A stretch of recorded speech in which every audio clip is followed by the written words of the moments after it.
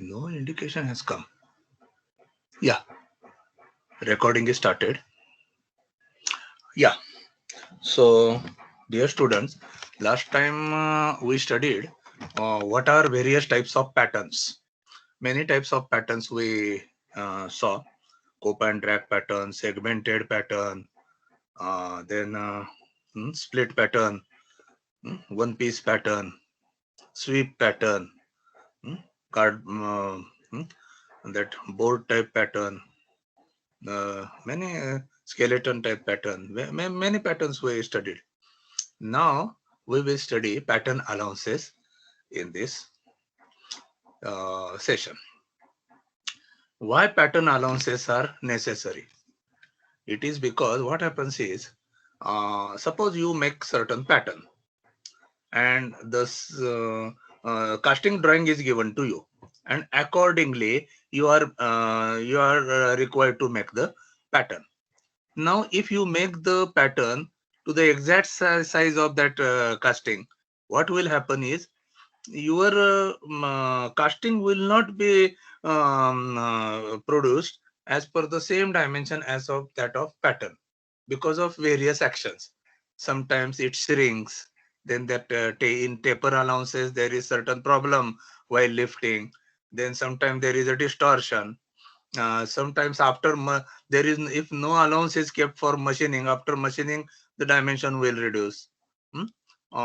So while putting it up, means while taking it up from the mold, you have to slightly shake it. Otherwise, what will happen? That sand mold will break and so thing. So that what will happen? You have to just shake it because it is firmly fixed in that sand mold. Now you have to slightly shake it before removing that pattern. It is because it is firmly fixed in that sand mold. While lifting, what happens is slightly the cavity becomes bigger. Means all these allowances you have to keep in mind, put in your casting drawing, and then make the pattern. So we will study one by one. First is shrinkage allowance. What happens is shrinkage.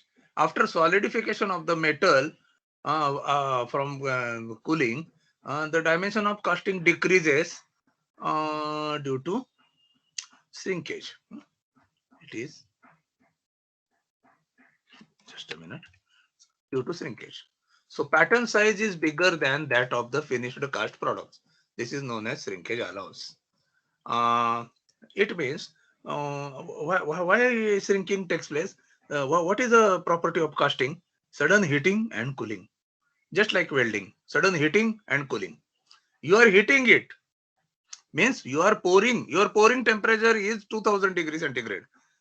Melting point of iron is 1530 degrees centigrade.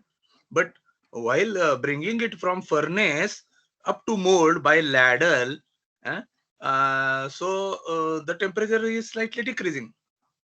And more the temperature is better, but it should not be less. Otherwise, what will happen? Whenever it is going to the farthest part of that casting, if in case it is freezed in between, then the that casting will be underfilled. It should be poured throughout the casting and should go out from riser. Okay. Then what happens is the heating temperature is high and it is cooling to room temperature. That's why there is a temperature gradient. And that's why what happens is, due to this large temperature difference in that process, that material shrinks. Material shrinks when it cools down. Anyway, there is a property that when something is heated, it is expanded. When something is cooled, it is contracted. It is a property of metal. So that if you make the exact size of pattern, then your casting will be of undersize. That's why sufficient shrinkage allowance must be kept on the casting. Now, what are the various factors on which this shrinkage allowance depend on? So these are the factors. Dimension of the casting. Larger the casting, उतने proportion में आपको ज्यादा देना पड़ेगा casting पे allowance. design and intricacy of casting. Definitely, depending upon thin section, thick section, and so other, these things are controlling resistance of the mold to shrinkage.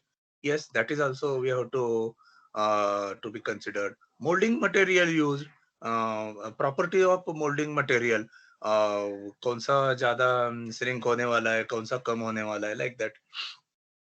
Method of molding used, which method you are using for molding. Then pouring temperature of the molten metal. More the temperature, you have to give the shrinkage allowance more, because the temperature gradient is temperature difference will be more. So these are certain factors which influence shrinkage allowance. Now we will see next allowance. We will see one figure that is there, how shrinkage takes place. Reduction in height due to solidification. मतलब ये पूरा हमको चाहिए था, लेकिन ये ऊपर का हाइट पूरा आपका कम हो गया श्रिंक होने की वजह से, तो इतना अंडर साइज हो गया. बीच में श्रिंकेज कैविटी भी तैयार हो गया. ये देखो, श्रिंकेज कैविटी तैयार हो गया. सॉलिडिफाइड मेटल, मोल्टन मेटल, तो ये श्रिंकेज कैविटी भी यहाँ पे तैयार हो गया. It is so this is a solid thermal contraction. Side में भी देखो थोड़ा सा कम हो गया, तो ये अंडर साइज होता है, इसलिए थोड़ा सा आपको पैटर्न बड़ा करना पड़ेगा, इसलिए आपको श्रिंकेज अलाउंस देना पड़ेगा. Next is draft allowance, draft और टेपर अलाउंस.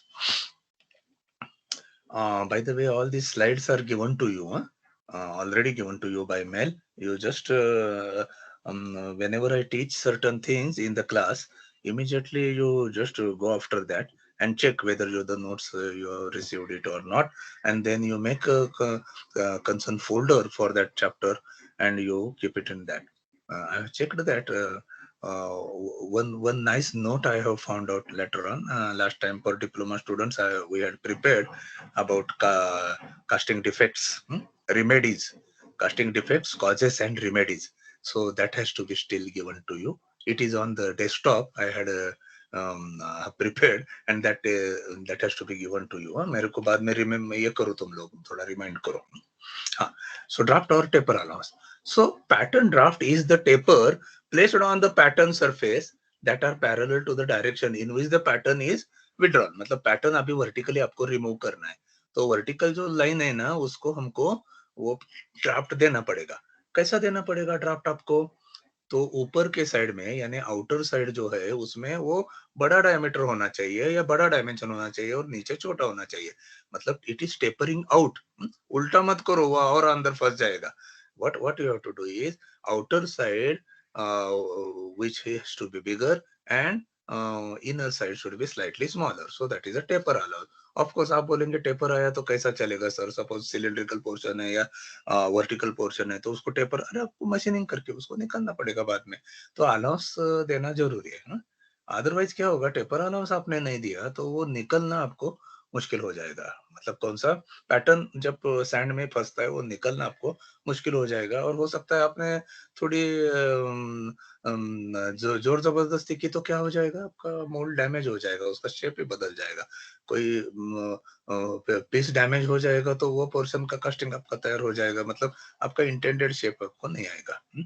तो उसका भी कंट्रोलिंग फैक्टर्स है. कौन सा है? It depends on the method of moulding, sand mixtures used, मतलब उसकी प्रॉपर्टी सैंड मिक्सचर की. सैंड अगर थोड़ी ताकतवान है, ज्यादा मतलब ज्यादा बाइंडिंग पावर वाली है, तो आपको कम ड्राफ्ट अलाउंस दिया तो भी चलता है, क्योंकि वो अपना पकड़ के रखेगी बराबर उसको, तो सैंड मिक्सचर को. अदरवाइज वो थोड़ी कमजोर है, तो आपको थोड़ा सा अलाउंस ज्यादा देना पड़ेगा, so that easy removing of the pattern is possible. The design, shape and length of the vertical side of the pattern, बराबर है, उसके ऊपर भी ये डिपेंड है. Economic restriction imposed on the casting.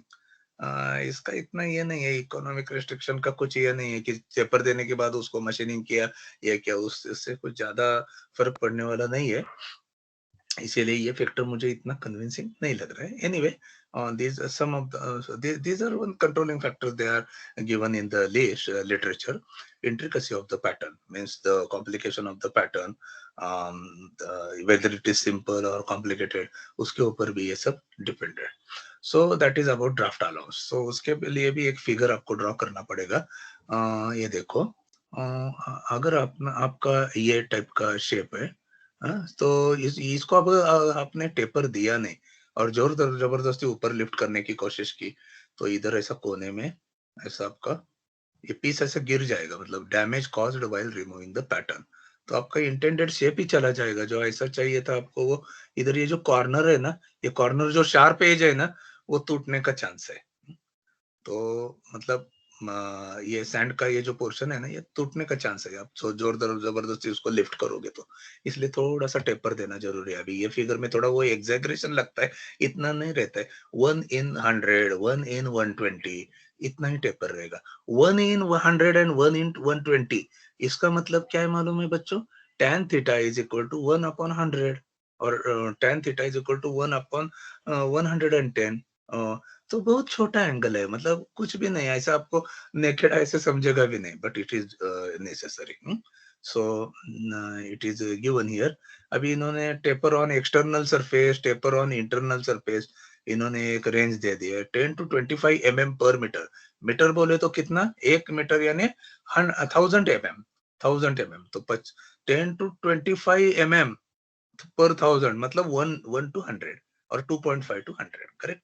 और इंटरनल अगर सरफेस है उसमें भी पैटर्न में अंदर, तो उसको थोड़ा सा और ज्यादा देना पड़ेगा आपको, क्योंकि वो अंदर का मामला है ना पूरा, तो वो कॉम्प्लिकेटेड मामला है. तो थोड़ा सा उधर ज्यादा दे दो आप, ताकि वो निकलने में सर इजी जाए. इंटरनल सरफेस मतलब सपोज सिलेंडर के हाँ. अंदर की बात कर रहे हो क्या आप? नहीं, ऐसी सिलेंडर के अंडर का तो वो कोर हो जाएगा एक्चुअली. कभी कभी पैटर्न में ही इंटरनल, जैसे जैसे फॉर एग्जांपल ये देखो, ये एक पोर्शन है, ये एक तुम्हारा पैटर्न है, ओके. और समझो उसके अंदर के साइड में यहाँ पे कोई लूज पीस पैटर्न वगैरह इधर रखा है. समझो समझो इधर इधर एक आधा लूज पीस वगैरह रखा है. हाँ, तो वो जो रहेगा ना, तो उसके वो फिर इंटरनल टेपर आपको देना पड़ेगा ना, यहाँ से यहाँ ऐसा निकलते टाइम. आप समझ गए? ये मेरा एरो दिख रहा है क्या अभी यहाँ पे?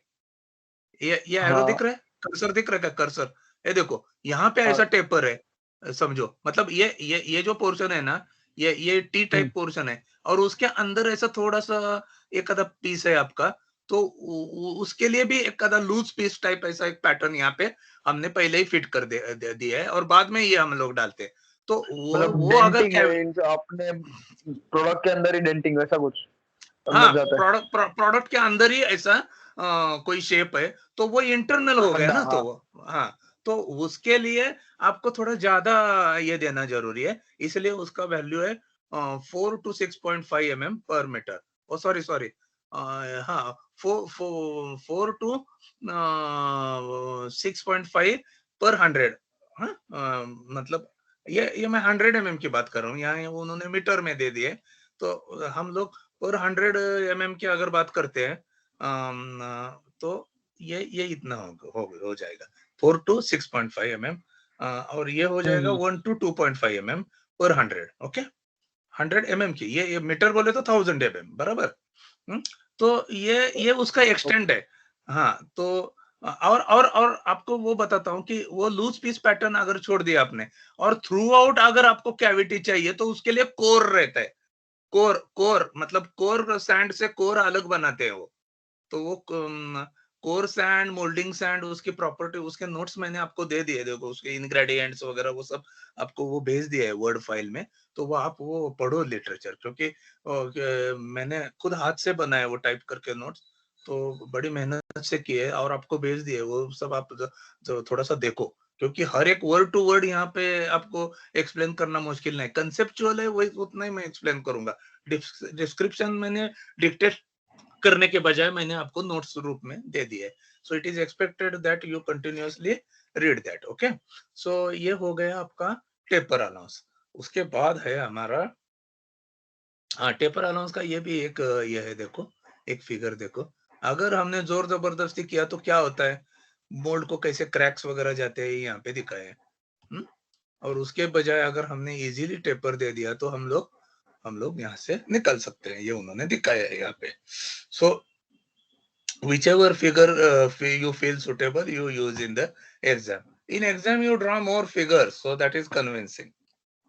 Production process is a subject of more figures, figures, construction of working, etc. That has to be explained by drawing the figure. Okay, so you have to draw the figure.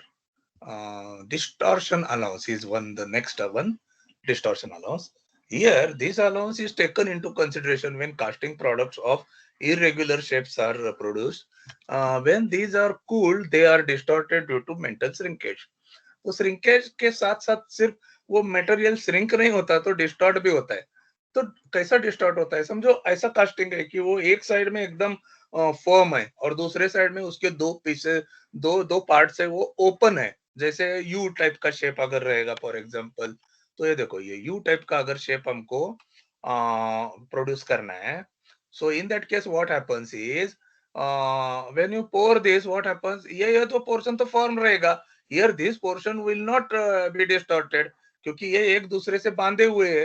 It is connected to each other. अभी distort होने का chance किसको है, इसको है और इसको है, तो वो ऐसा डिस्टॉर्ट होगा. और आपको मतलब आपने यू टाइप का पैटर्न तो बना दिया, लेकिन आपका कास्टिंग बनेगा ऐसा. अब क्या करेंगे, distortion. It is whenever there is sudden heating and cooling due to that internal stress, what happens is internal stresses are created or residual stresses are created, and they are not finding time to come out. Slowly cooling होता है ना कोई furnace में वगैरह, तो they find time कि हम लोग सोकिंग पीरियड रखते हैं ना, ये टेम्परेचर में थोड़ा देर रखेंगे, ये टेम्परेचर में थोड़ा रखेंगे, ये टेम्परेचर में थोड़ा रखेंगे. तो ये रेसिडुअल स्ट्रेसेस, इंटरनल स्ट्रेसेस, और this temperature stresses, because these stresses are not finding time to come out of the casting, और वो फिर अंदर ही किसी ना किसी को तो टेढ़ा मेढ़ा करने की कोशिश करेंगे. अभी वो किसको वीक करेंगे, ये साइड तो वो होगी नहीं, क्योंकि ये फर्मली एक दूसरे के साथ ऐसा जॉइंट है, ये हब है ना हब. जैसे ये तुम्हारा शोल्डर है, शोल्डर. अभी अभी अभी तुम्हारा वीक पोर्शन कौन सा, इधर आएंगे, हाथ की तरफ आएंगे, और ये तुम्हारे फिंगर टाइप एंड, तो एंड आपका डिस्टॉर्ट होगा. अभी इसको क्या कर सकते हैं हम लोग.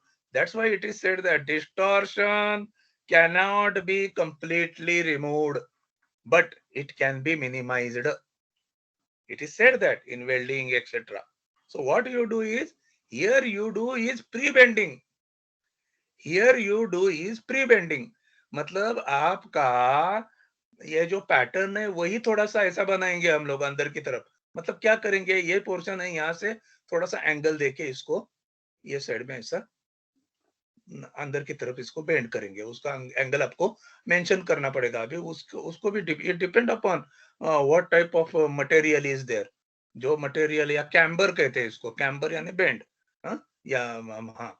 तो ये कितना बेंड करना पड़ेगा आपको, उसका एंगल आपको स्पेसिफाई करना पड़ेगा. तो प्री बेंडिंग आपको करना पड़ेगा, so that after pouring it will take this shape.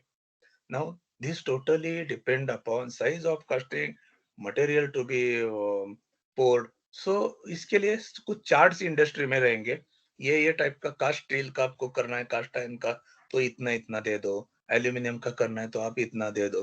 तो based on their experience, they have certain data and behaviour of your molten material. क्योंकि मोल्टन मटेरियल में थोड़ा सा कॉम्पोजिशन भी चेंज हो गया तो ये सब बदलता है. एल्यूमिनियम में तो इतने उसके ये है, मतलब एलॉयज, जैसे एल्यूमिनियम एलॉय, एल्यूमिनियम में पावर लाने के लिए एल्यूमिनियम मैग्नीशियम एलॉयज है. उसमें अलग मतलब ये डाला जाता है ना alloying element to impart various properties like strength and other toughness. So उसकी बाकी प्रॉपर्टीज भी थोड़ी थोड़ी बदलती है, तो अकॉर्डिंगली ये अलाउस. तो उसका अनुभव वो लोगों को रहता है. कभी कभी क्या होता है कि ये सब फाइनल, इसकी समझो तुमको 1000 और पीसेस की ऑर्डर आ गई, तो वो लोग मॉकअप करके देखते हैं पहले. मतलब उनको मालूम रहता है कि इसके लिए अबाउट इतनी रेंज रहेंगी, लेकिन फाइनल शेप अगर ऐसा हो गया तो उनको कितना तकलीफ हो जाएगा. ये क्या हैमरिंग से मारेंगे, ये तो पॉसिबल नहीं होगा ना. Aluminium can be bend, but later on caste iron को अगर आप ऐसा मारोगे तो कास्ट आयरन टूट जाएगा, because it is hard and brittle. तो आपको एग्जैक्ट उसका मॉकअप करके पहले देखना पड़ेगा और फिक्स करना पड़ेगा cast iron for this size. इसके थिकनेस के हिसाब से भी वो कम ज्यादा हो सकता है. कम थिकनेस है तो ज्यादा डिस्टॉर्ट होगा, क्योंकि वो रेजिस्ट नहीं कर पाएगा ना, वो ज्यादा फ्लेक्सिबल रहेगा। So it depend upon all that data, उसका डेटा का उनके पास ये रहेगा पूरा। ये सब डेटा रहने के बाद भी वो एक सैंपल पीस करके देखेंगे। अगर वो बराबर आता है, इंस्पेक्शन डिपार्टमेंट ने ओके बोला, that is known as mockup, test piece और मॉकअप। तो फिर 1000 का बिंदास आंख बंद करके वो कर सकते हैं। Okay, so that is the procedure for distortion allow. अगर कंप्लीट ओ टाइप का शेप रहेगा, तो ओ टाइप का मतलब ये जैसा सॉलिड है ना, वैसा वो ओ टाइप का शेप रहेगा, तो डिस्टॉर्ट होगा ही नहीं। तुम किधर भी जाओ, हमारा सब बॉन्डिंग तैयार है, हम तुमको ओपनिंग देंगे ही नहीं। तुम इधर जाओ स्ट्रेस, तो स्ट्रेस कुछ नहीं कर सकती। Stress will remain inside, definitely. Stress will remain inside the material, but it will not open out. Material इतना strong रहेगा वो अपना casting कि वो उसको bear कर सकता है। So ये जो है that is distortion allowance. Now we will go to the next allowance. हाँ, this is about that distortion allowance. दूसरी एक फिगर है, देखो भाई, ये फिगर है। अभी ये आई सेक्शन है ना, ये वेब सेक्शन से सबसे स्ट्रॉन्गेस्ट माना जाता है। हाँ, वेब सेक्शन, इसको कुछ नहीं होगा। लेकिन ये फ्लेंज सेक्शन है, और वो भी जरा बड़ा लेंथ वाला है ना, वो थोड़ा सा डिस्टॉर्ट होगा। ये कम वाला नहीं होगा। कम वाला वो स्ट्रांग रहता है, मतलब ये सीजी से कम डिस्टेंस पे है ना, वो डिस्टॉर्ट नहीं होगा। ये सीजी से थोड़ा दूर डिस्टेंस हो, ये जो पोर्शन है इसका विड्थ ज्यादा है ना, ये फ्लेंज जो है, फ्लेंज, आप लोग सॉम में पढ़ रहे हो ना, ये फ्लेंज, वेब, ये पढ़ रहे हो कि नहीं आप? उसका सीजी निकल रहे हो आप, एमआई निकल रहे हो, तो ये उसका ये जो ज्यादा विड्थ वाला फ्लेंज है, वो आपका ये हो जाएगा, मतलब आपका डिस्टॉर्ट हो जाएगा, ऐसा है। तो हम क्या करेंगे अभी? ये अगर ऐसा हो गया डिस्टॉर्टेड कास्टिंग, तो कैम्बर्ड पैटर्न बनाएंगे। पहले ही थोड़ा सा ये टाइप का इंटरनल उसको ऐसा कर्वेचर दे देंगे, सो दैट आफ्टर वर्ड ये इफेक्ट होगा ना, ये ऐसा होने की कोशिश करेगा, तो वो ऑटोमेटिक स्ट्रेट हो जाएगा। सो that is pre bending is the solution for that. तो हमने अभी तक कौन से अलाउंसेस देखे? एक श्रिंकेज, दूसरा ड्राफ्ट और टेपर अलाउंस, और तीसरा डिस्टॉर्शन अलाउंस देखा। अगला अलाउंस है मशीनिंग अलाउंस, फिनिशिंग और मशीनिंग अलाउंस। क्योंकि आपको ये कास्टिंग एक्चुअली रफ प्रोसेस है ना, लेकिन आपको वो पार्ट फंक्शन में लाने के लिए उसको मशीनिंग करना पड़ेगा, सरफेस फिनिश अच्छा देना पड़ेगा, तो आपको बाद में टर्निंग करना पड़ेगा, फेसिंग करना पड़ेगा। फ्लैट है तो उसको आपको शेपिंग या मिलिंग करना पड़ेगा बाद में, फेस मिलिंग और स्लैब मिलिंग, ऐसा सब करना पड़ेगा ना प्रोसेस। उसको बाद में आपको फिनिशिंग एकदम हाईली फिनिश्ड है तो बाद में ग्राइंडिंग भी करना पड़ेगा, लेकिन ग्राइंडिंग के लिए बहुत थोड़ा लॉस चलता है, क्योंकि जो फिनिशिंग प्रोसेस, बेसिकली मशीनिंग जो है, ये सब turning, facing, milling, shaping, boring, ये प्रोसेस के लिए आपको मशीनिंग अलाउंस देना पड़ेगा, यानी आपका पैटर्न थोड़ा बड़ा करना पड़ेगा। बराबर है कि नहीं? पैटर्न थोड़ा सा बड़ा करना पड़ेगा आपको। तो वो कितना देना पड़ेगा? It again depend upon surface finish required. तो वो मशीनिंग अलाउंस वो हर एक डायमेंशन पे आपको दिया जाता है। And now machining allowance depend upon these factors. What type of machining operation is there? Huh? Then characteristic of metal, methods of casting, size, shapes and volumes of casting, degree of finish required in the casting and configuration of casting. For example, turning देना है तो turning का जो list count जो आपका ये है, कितना कितना तक टर्निंग आपका कर सकता है, एक्यूरेसी ऑफ दैट मशीनरी, तो उससे थोड़ा सा ज्यादा, थोड़ा एक्स्ट्रा दिया तो चलेगा, कम हो गया तो नहीं चलेगा, आपको कास्टिंग फेंक देना पड़ेगा। क्योंकि ज्यादा अगर उस पे ऊपर मशीनिंग अलाउंस दिया तो आप और एक कट लेके उसको निकाल सकते हैं। तो machining allowance should be sufficiently given on the casting. So these are various controlling factors which are given to you. Now see this is the casting, and थोड़ा सा ओवर साइज आपको उसको देना पड़ेगा। ये आरजेड वैल्यू, यानी ये तुम्हारा सरफेस फिनिश का वैल्यू दिया है, टर्निंग वाला कंपोनेंट दिया है, तो वो आरजेड 3.1 का हमको कैटलॉग देखना पड़ेगा, तो उसमें कितना अलाउंस है उतना आपको देना पड़ेगा। ये 526 है तो आपको कितना देना पड़ेगा? यहाँ पे 1.5 और 1.5, तो 28 का शाफ्ट आपको है। अभी 28 का समझो स्टैंडर्ड मार्केट में अवेलेबल नहीं है, कभी कभी कितना तो रॉड आपको कितना ये लेना पड़ेगा। मतलब अगर कास्टिंग बनाना है आपको तो 25 के बजाय आप कितने का बनाओ, 4 mm, 2 mm ऊपर 2 mm 29 का बनाओ या 30 का बनाओ। ये आपको machining allowance 4 to 5 mm it is given for turning. Okay, milling के लिए कम दिया तो भी चलेगा, थोड़ा सा एक आधा mm ज्यादा है तो चलेगा, लेकिन कम मत दो। सो that is not so strict over that. अगर कास्टिंग बड़े साइज का है तो उतना प्रोपोर्शन में आपका मशीनिंग अलाउंस बढ़ जाता है। नाउ ये क्या हो गया भाई, सिलेक्ट हुआ इसलिए वो नीचे जा रहा है, सॉरी। हाँ, लास्ट वाला है शेकिंग अलाउंस, ये और रैपिंग अलाउंस। मतलब ये जो पैटर्न अंदर सैंड में जो घुसा है उसको आपको बाहर निकलना है ना, तभी तो पोरिंग हो पाएगा ना, वो कैविटी तैयार हो जाएगी। लेकिन वो पैटर्न जब आप बाहर निकालते हो तो थोड़ा सा आपको वो पैटर्न को ऐसा शेकिंग करना पड़ता है, मतलब थोड़ा एकदम निकल नहीं रहा है तो थोड़ा सा उसको हिलाना पड़ता है चारों डायरेक्शन में, ऐसा थोड़ा सा हिलाना पड़ेगा, तो थोड़ी सी एक गैप तैयार हो जाएगी और उसमें से आप उसको ऊपर निकाल पाओगे।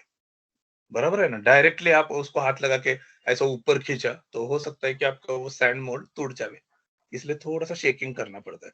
तो शेकिंग करते टाइम क्या होता है कि वो कैविटी थोड़ी सी बड़ी हो जाती है, इसलिए ये एकमेव ऐसा अलाउंस है कि जिसमें वो निगेटिव साइड में पैटर्न डायमेंशन थोड़ा सा देना पड़ता है, मतलब पैटर्न का जो साइज है ना वो थोड़ा सा कम करना पड़ेगा आपको, थोड़ा सा, ताकि वो शेकिंग अलाउंस के टाइम में वो कैविटी उतनी बड़ी हो जाएगी।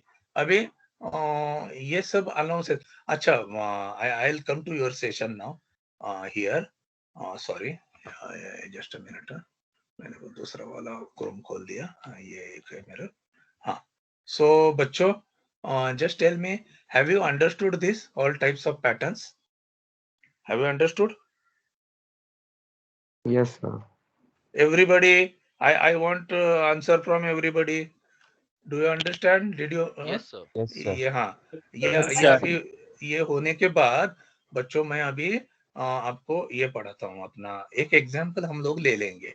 ओके, अभी 11-10 बजे हो जाएगा अपना। आगे क्या है बच्चों अपना, साढ़े 11:30 बजे क्या है आपका? Thermodynamics. अच्छा, उनको जरा बोल देना, कौन है सर, कौन है? Bushnell, sir. अच्छा, बुसनूर सर को अगर थोड़ा सा 1-5 मिनट लेट हो गया तो बोलना कि बाबा थोड़ा सा वो टॉपिक कंप्लीट करना था। हाँ, ठीक है, नो प्रॉब्लम। ये है पैटर्न डिजाइन। तो ये design a pattern for the given casting shown in figure considering various allowances. हाँ, तो उन्होंने एक फिगर ये दे दिया है। एक एग्जाम प्रॉब्लम है पहले वाला, मुंबई यूनिवर्सिटी का एक टाइम में आया था। ये 5 मार्क के लिए आया था वो time. Find the dimension of cylindrical pattern for manufacturing a cylindrical casting as shown in the figure. Given height of the cylinder h is 110 mm, diameter of the cylinder 40 mm। Okay, तो ये यहाँ पे आपको दिख रहा है ना, ये देखो, ये हाइट 110 दिया है और डायमीटर कितना दिया है, जस्ट अ मिनट, हम लोग देखेंगे यहाँ पे, डायमीटर 40 mm दिया है। And material to be cast is cast iron. Okay, shrinkage and contraction allowance, ये इसके लिए फिर कास्ट आयरन के लिए उन्होंने दिया 2% ऑफ ओरिजिनल कास्टिंग डायमेंशन। मतलब ये जो डायमेंशन दिया है, हाँ, तो उसका 2% लेना है आपको। ठीक है, मतलब 100 mm के लिए अगर 2 है तो 110 को कितना, ये सब निकालना पड़ेगा आपको। 40 के लिए कितना है वो डायमेट्रिकल, उस सब अपने को निकालना पड़ेगा। Machining allowance 4 mm। Okay, draft allowance 1.5 इन 100, 100 में 1.5 दिया है। तो shaking allowance 1% of original dimension. Shaking allowance negative side में देना पड़ेगा ना आपको। ये देखो, ये सभी डायमेंशन है ना, आपको पॉजिटिव पैटर्न पे पॉजिटिव देने पड़ेंगे और ये नेगेटिव देना पड़ेगा, क्योंकि शेकिंग अलाउंस में क्या होता है, पैटर्न शेक करते टाइम थोड़ी सी कैविटी बड़ी होती है, तो वो माइनस में देना पड़ेगा आपको, ये वाला, और बाकी सब प्लस में देना पड़ेगा। तो हम लोग अभी ये फिगर आप ध्यान में रखो। ये सिंपल फिगर है, एक सिलिंड्रिकल पैटर्न है। एक्चुअल पैटर्न के बहुत बहुत कॉम्प्लिकेटेड रहते हैं, लेकिन ये कंसेप्ट अंडरस्टैंड करने के लिए आपको ये सबसे सिंपल ये हमने एक्सप्लेन किया है। ये डी जो 40 दिया है और एच कितना दिया है, 110 दिया है. Now our solution starts. A pattern for producing a casting of cylindrical casting of length 110 mm or height you can say and diameter 40 has got following dimensions. Height of pattern कितना है, 110 plus shrinkage allowance आपको देना पड़ेगा, plus side में ना, plus side में shrinkage allowance देना है, प्लस मशीनिंग अलाउंस देना पड़ेगा. ये मशीनिंग अलाउंस सभी साइड में आपको देना पड़ेगा. Minus checking allowance. हाँ, तो इसमें एक ये हाइट 110 है ना, हाइट जो है, हाइट आपकी 110 है. तो इसको, ये हाइट को हर एक डायमेंशन को अपने को अभी ये देना है, अलाउंसेस देना है. तो हाइट ऑफ द पैटर्न जो है 110 है, उसको श्रिंकेज अलाउंस देना पड़ेगा क्योंकि वो श्रिंक होके कम हो सकता है. तो श्रिंकेज अलाउंस हम दे देंगे. तो श्रिंकेज अलाउंस कितना है, ये 2.2 कैसा आया बच्चों, 2.2 कैसा आया श्रिंकेज अलाउंस, 2% डायमेंशन है ना, 2% यानी 100 है तो 2, तो 110 को कितना,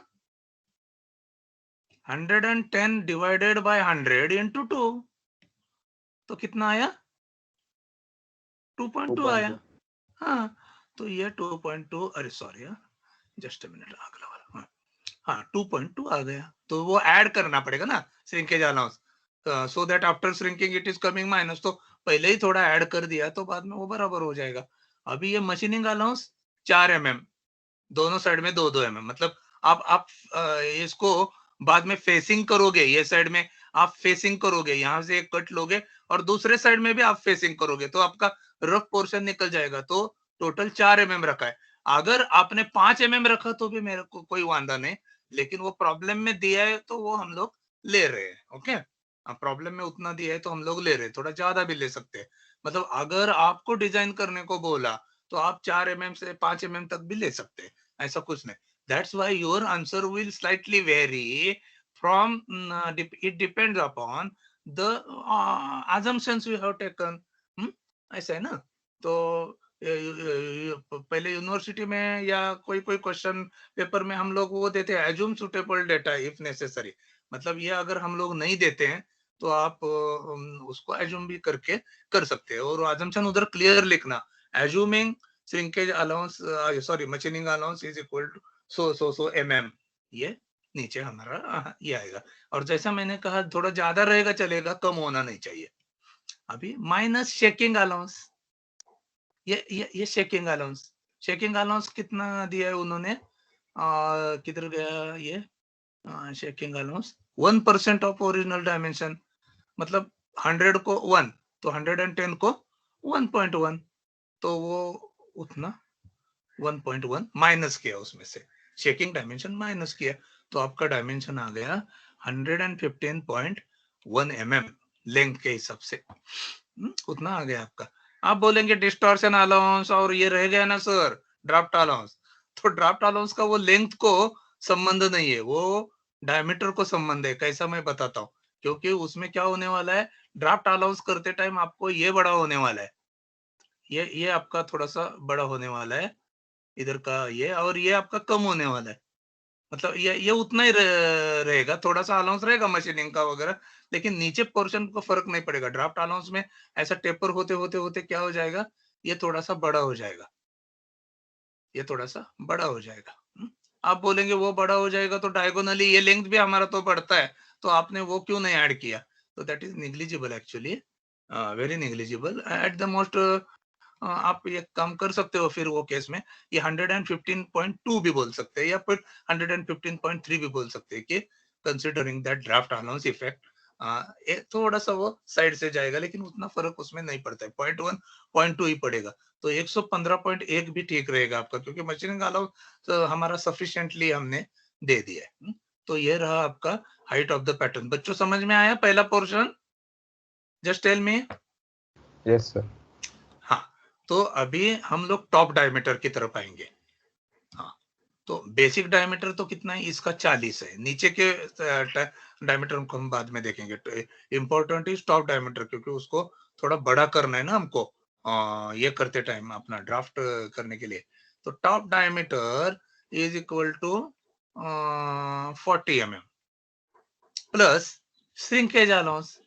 तो श्रिंकेज अलाउंस कितना है, ये 0.8 आ गया। ये 0.8 कैसा आ गया, प्रोपोर्शनली, वो आप लोग करके देख लो कितना है इधर 2%, मतलब 100 को 2 तो 40 को कितना 0.8। हाँ, तो 0.8 ऐड कर दिया। हाँ, प्लस मशीनिंग अलाउंस 4 mm।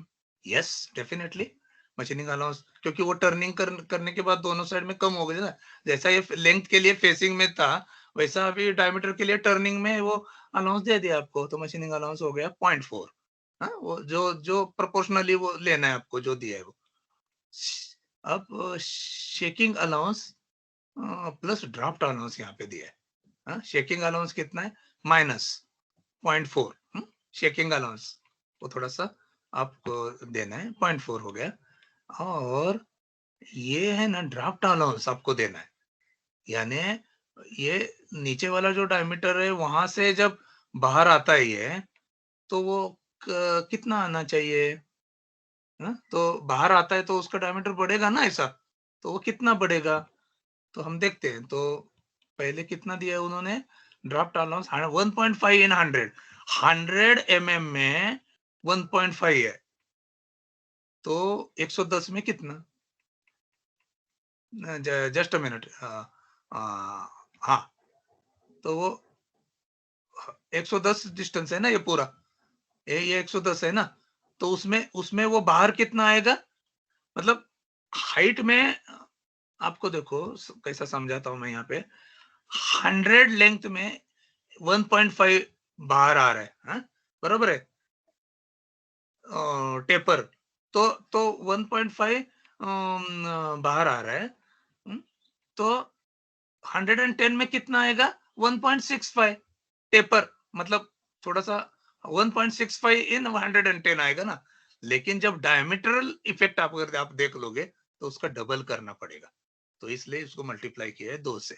तो बच्चों समझ में आया ये, हेलो? Yes, sir. सभी बच्चों को से मेरे को चाहिए कन्विंसिंग। किसी को अगर थोड़ा भी डाउट है तो मेरे को पूछो, क्योंकि ये है ना अपना पहला असाइनमेंट है।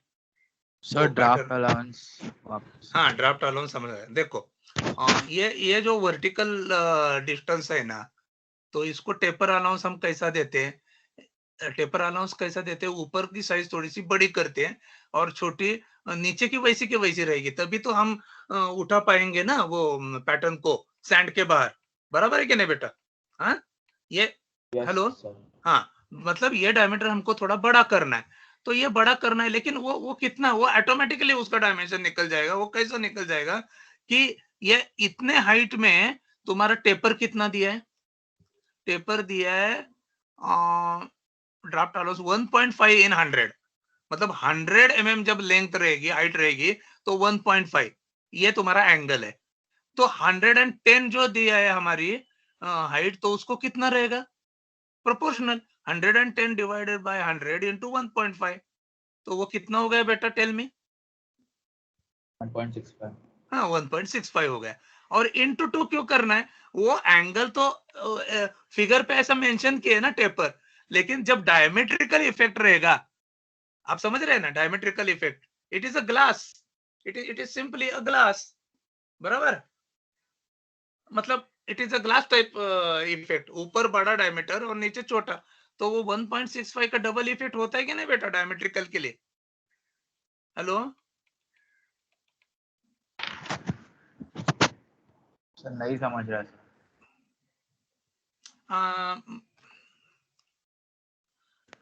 नहीं समझ रहा सर है, एक मिनट। टाइम्स 2 मतलब कि हर एक साइड में आप 1.65 ऐड कर रहे हो क्या सर?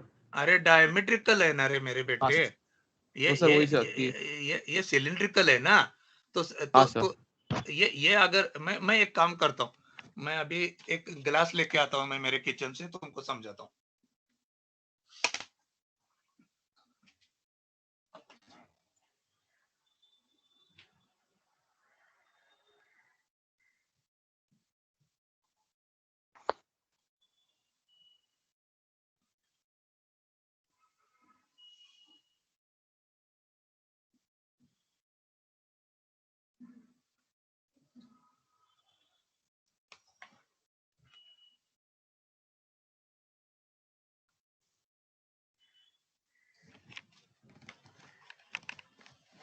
मुझे अभी क्या करना पड़ेगा कि इसमें आपको यहाँ आके समझाना पड़ेगा कैमरा ओपन करके, जिसमें मैं दिखना चाहिए।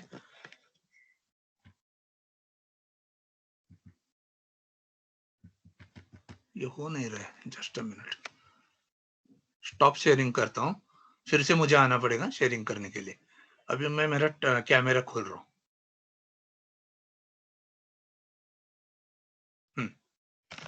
कैमरा खुल गया। अभी देखो बच्चों, ये ग्लास है, दिख रहा है बेटा? Yes, sir. ग्लास दिख रहा है, Yes, ग्लास, sir. हाँ हाँ। अभी अभी इसमें ये नीचे वाला जो डायमीटर है ना 40 है, नीचे वाला कितना है, कितना है? 40 बराबर। हाँ, और ऊपर देखो ये टेपर दिख रहा है आपको, एक साइड में टेपर दिख रहा है ऐसा ऊपर, ये 110 mm में ये कितना बाहर है? 1.65 बाहर है क्या नहीं? बराबर है क्या? हाँ सर. और दूसरे साइड में डायमेट्रिकली आप देखोगे तो वो भी 165, मतलब वो बाहर है। समझ रहे हैं क्या? ये पूरा सर्कुलर ग्लास है ना मेरा, तो आप उसका फ्रंट व्यू जब लोगे तो वो 1.65 बाहर है ऊपर के एक साइड से, तो दूसरे साइड से भी 1.65 बाहर है। आया क्या समझ में? हेलो? Yes, sir. तो टोटल कितना डायमीटर में बढ़ेगा? 40 प्लस 1.65 इंटू 2, बराबर है? हाँ सर. हाँ, तो मतलब ये इफेक्ट के मतलब टेपर के इफेक्ट से 1.65 इंटू 2 बढ़ेगा, और बाकी अलाउंसेस तो है ही, वो ऐड होते ही रहेंगे, और शेकिंग अलाउंस माइनस होता ही रहेगा। तो वो इन टोटल उसका डायमेंशन कितना है वो हमको निकालना है। समझ गए बच्चा?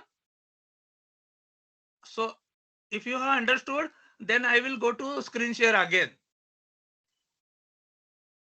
Understood, sir. Okay, so now I will go to the screen share.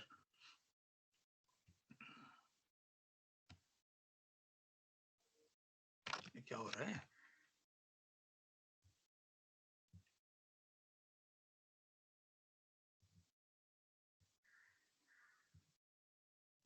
हाँ, स्क्रीन शेयर अभी हो रहा है, तो आपको फिर से हम लोग वो प्रॉब्लम की तरफ आएंगे। तो बच्चों समझ में आया अभी आपको? ये 48.5 आ गया, ये सबका सम अगर आपने किया तो। सो that is about the top diameter. Bottom diameter में ये ड्राफ्ट का संबंध ही नहीं है। बॉटम ड्राफ्ट में there is no relation of your that draft allowance. Okay, तो ये गलती से शायद मैंने यहाँ पे लिया है ड्राफ्ट अलाउंस। हाँ, तो ये देखता हूँ 40 mm, okay, plus shrinkage allowance तो रहेगा ही, वो जो जो जो पहले ऊपर वाले डायमीटर को होगा वो वैसा का वैसा रहेगा। मशीनिंग अलाउंस वो वैसा ही रहेगा, शेकिंग अलाउंस भी रहेगा, और ये ड्राफ्ट अलाउंस नहीं रहेगा। ये मैंने यहाँ पे गलती से वो शायद कॉपी पेस्ट किया होगा ऊपर का, ड्राफ्ट अलाउंस यहाँ पे नहीं रहेगा बॉटम डायमीटर में, क्योंकि बॉटम डायमीटर को हमको बड़ा करना ही नहीं, वो तो वैसा ही रखना है, और ऊपर का सिर्फ बड़ा करना है ताकि वो इजीली आप लोग निकल सके।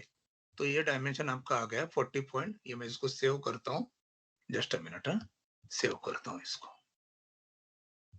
हाँ, तो ये आपका डायमेंशन हो गया। तो इसी तरह से हमने अभी हमारे डायमीटर निकल दिए। हाइट ऑफ द पैटर्न 115.1 हो गया, या 115.2 भी ले सकते हैं हम लोग। थोड़ा सा उसका वो टेपर वाला लेंथ थोड़ा ज्यादा रहेगा, ये समझ के। जरूरी भी नहीं है ये इतना ही रखेगा आपने तो भी चलेगा, क्योंकि मशीनिंग अलाउंस वगैरह सफिशिएंटली दिया है उसमें, वो सब कवर हो जाएगा। टॉप डायमीटर 48.5 रहेगा और बॉटम डायमीटर रहेगा 44.4। ये डायमेंशन में हम लोग पैटर्न बनाएंगे और वो सैंड मोल्ड में डालेंगे और उसको रिमूव करेंगे, तो वो कास्टिंग जो बनेगा बाद में पोरिंग होने के बाद ये बराबर ये शेप का बनेगा, यानी 40/540 इंटू 110 mm लेंथ। तो बच्चों ये रहा आपका कंप्लीट, ये हमारा पैटर्न का पोर्शन हमारा थोड़ा खत्म हो गया, pattern allowances, pattern design. So now you can write your first assignment. You can write your first assignment. It is similar to this problem.